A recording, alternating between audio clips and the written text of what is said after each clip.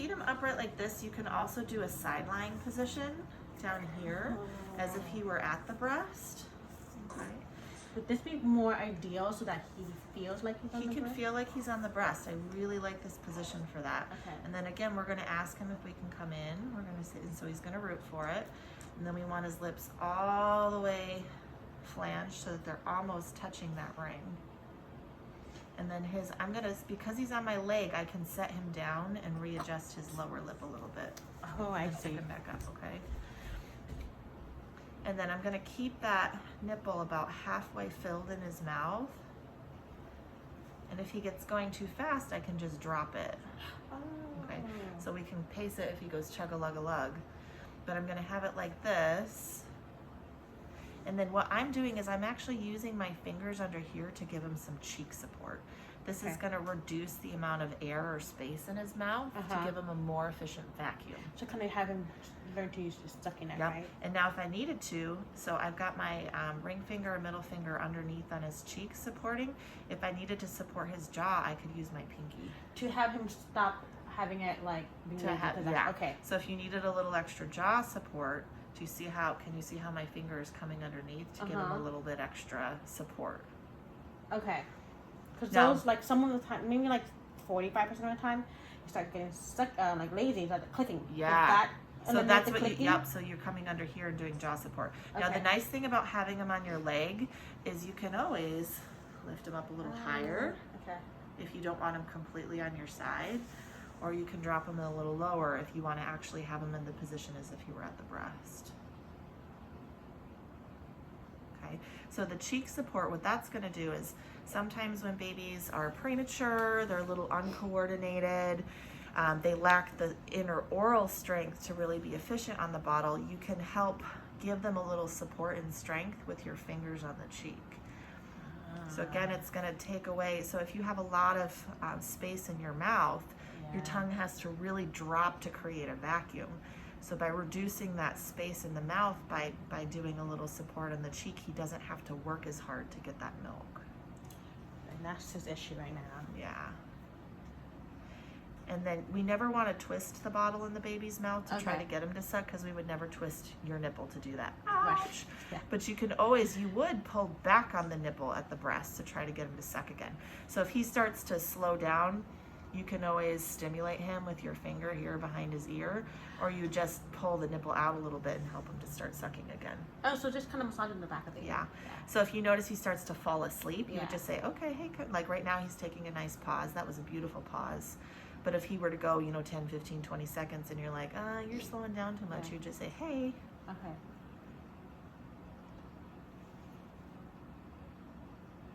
So he's doing some really nice self-pacing right now. He's doing some suck, swallow, and then he's kind of stopping to catch his breath, which is what we want to see. And that's the part we're trying to eliminate, the clicking. And sometimes, again, just changing your position can eliminate that. So I have the bottle straight in his mouth, his upper lip. I can always, again, because he's well supported, my arm is supporting his body. I can come in with this hand and kind of flange his lips. I can flange the lips underneath. And I have that bottle, if you can see, the ring is all the way to his mouth. Is it bad to do a tug of war with him with the bottle? I usually prefer to do the tug of war with a pacifier afterwards. But again, you can use that tug of war when he's like, has stopped with his sucking bursts. Okay. When you're like, hey, we need to get you to get a little stronger. You're kind of fatiguing.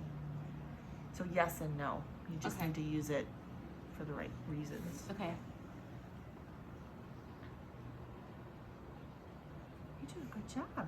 Now this hand, I have it on his head, but I'm really not putting a lot of pressure on it because I'm using more of my arm to support his body. Usually you would have your hand back here on his body or right around his head with your fingers by his ears. I'm just kind of gently supporting, so my hand's just kind of resting, and he's tolerating it. He's like, hey, I'm cool with that, like I'm focused on my mouth. But again, you can kind of play around with where this arm is supporting him. I just wanted more of my arm on his body to give him a little extra support. Okay. But you can see his body's nice and quiet. He's nice and calm. He's hugging my hands as if he were hugging the breast. And he's actually doing really quite well taking it. Not surprised. every time it's with strangers, he's like, oh yeah, I'm gonna show them I'm my A student. You did a good job. He's not doing the clicks. So I'm assuming this should eliminate the So clicks. some of it, yeah, some of it's the clicking can be from positioning. Some of the clicking can be how the bottle's positioned in his mouth. Okay. If I were to slide this bottle back and have him just latched on the tip of the nipple, you're going to hear more clicking. Okay. But I've got it all the way in. Do you see how it's coming straight? Yeah. Just like your nipple would be coming straight into Right. his mouth. He's really deeply latched. His lips are all the way to that ring. Yeah, I see They're that. touching the ring. Okay. Now his hands are exploring. I'm okay with that. We don't need to hold his hands down. That's normal for babies to want to play with their hands while they're feeding. The rest of his body's quiet. If the rest of his body's kicking, he's telling us he's not comfortable. And that's when you would either rotate him forward, rotate him a little back. You could shift his butt a little bit to make sure that his If he body's starts to move quiet. his legs. Yeah, so if his body and his legs are kicking, he's telling you, I don't feel comfortable. I feel like I'm falling. Okay. So we want to make sure that his body's nice and calm while you're feeding. Okay. See how his hands have been kind of grabbing my hand?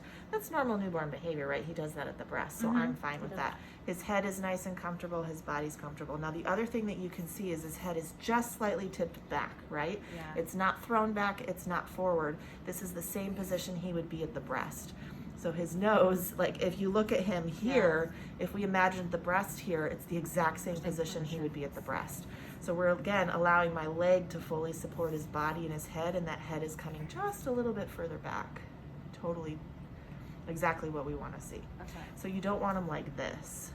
Oh, okay. You want him like that. Right, just like on the breast. Just like you were at the breast.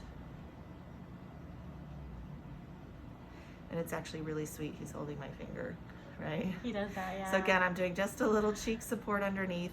I haven't needed to do any chin support. He's been doing really well on that on his own. And his body posture is telling us, I'm really comfortable. I like what I'm doing. Maybe this is like a good position for him. Yeah, this is one of my favorite positions to use with small babies.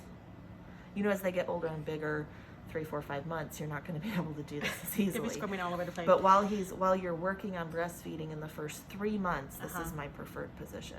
Okay. And you did great. He's just about done. Good job.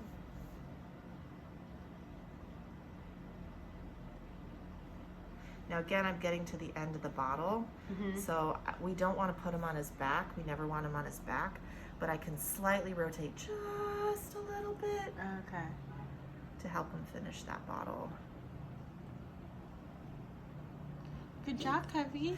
Now I would much rather you put a little extra in the bottle so that you're not having to try to squeeze every last drop out than to put exactly what you need in the bottle and feel like you need to tip and shake the bottle to get it out. Do you know what I mean? Okay. So if you want him to take 2 ounces, you could put 2 1/4 in there. Got it. So instead of having to like get the last of the milk, you just stop a little early.